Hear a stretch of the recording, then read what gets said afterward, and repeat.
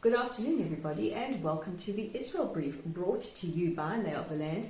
I'm Marlene Marks, and we are very proud to bring you news hot off the press from Israel Monday to Thursday. And I just want to ask you, how are you all doing? Are you safe and healthy?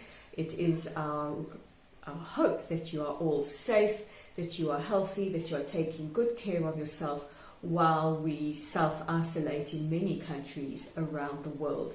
Let's take a look at those top stories making headlines. Israel, as of earlier today, has a confirmed corona caseload of 4,831. This includes 164 people who have been recovered and released, and about 69 who are in severe condition.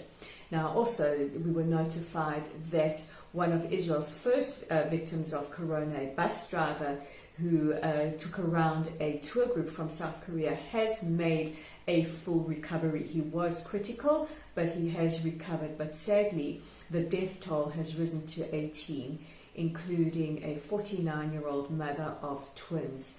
And our prayers, our thoughts are with the loved ones of everybody, not just here in Israel, but around the world, who have lost loved ones or whose loved ones are fighting for their lives. And for all those who have passed, it is our prayer that their memories are blessed.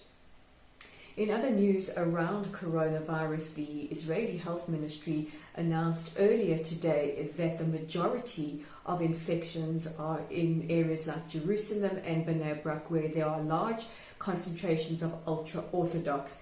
Now, there has been a lot of controversy over the last couple of days as the ultra-Orthodox have clashed with police trying to maintain crowd control and trying to maintain that they keep in line with the laws of social distancing and the health ministry. Yesterday, Health Minister Litzman appealed for areas like Bnei Brak to be completely cordoned off or sealed off. This has been met with a lot of kickback or a lot of pushback from the mayor of Bnei Brak.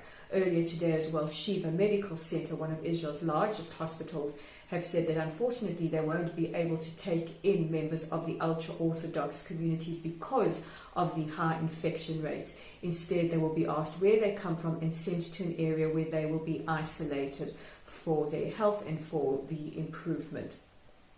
Also, the stats, although high, were significantly lower than yesterday, and the Israeli authorities are cautiously optimistic that if we stick to the current restrictions, we will be able to beat the curve. Last night, the government announced that it will now be mandatory for Israelis who leave the house to cover themselves with a mask or some kind of material that protects their nose and mouth, and no more than 2 people are allowed to meet at a business at a place of business. Sorry, the cat got my tongue there. And in other news, Israel's Defense Minister Naftali Bennett suggested that perhaps the handling of the corona crisis be given to the Defense Ministry for their ability to handle these kinds of crises. Also, very, very movingly, the IDF has been dispatched to look after our older citizens. The IDF have been in the process of putting together care packages, including food, medicines, and necessities, in order to make sure that Israel's older citizens are well taken care of and that they maintain their health during this crisis, while many of them are isolated and alone. And it was very, very moving to see the IDF on Twitter last night saying never before have they handled a mission with such love. So those are the top stories with regards to corona, and we will keep you updated as far as unity government negotiations are concerned.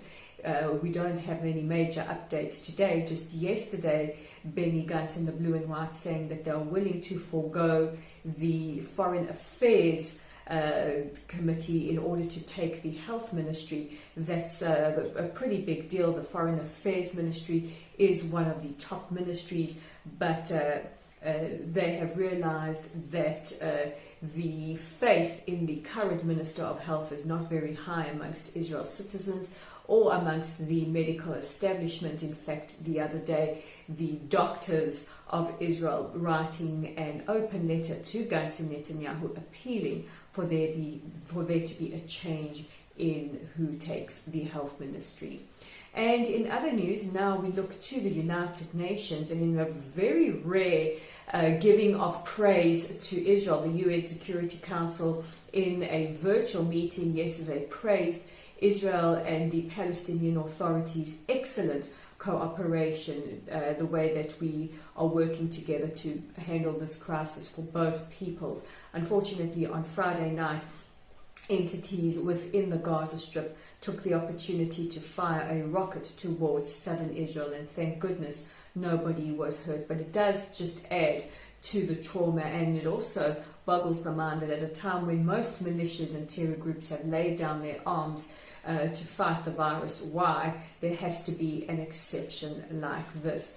And also Israel's ambassador to the United Nations, Danny Danon, asking for condemnation of Mahmoud Abbas, the president of the Palestinian Authority, blaming the IDF for the spread of corona. He said, at a time when there is such great cooperation, why is it necessary to use language like this? So those are the top stories making headlines. Don't forget that you can check out our content online at www.layoftheland.online. Health professional Lionel Phillips has ways that you can stay healthy and help beat corona in an article that's also up on our Facebook page. And our community is growing. If you haven't, please give us a like or a follow so that you are a part of us wherever you are. And if you want your headlines on YouTube, don't worry, we've got you covered there as well. We have a YouTube channel at the Israel Brief. Simply click on the subscribe button to receive your headlines Monday to Thursday. I'm Rolene Marks, wishing you a healthy day. Stay safe, stay healthy, and this is the Israel Brief.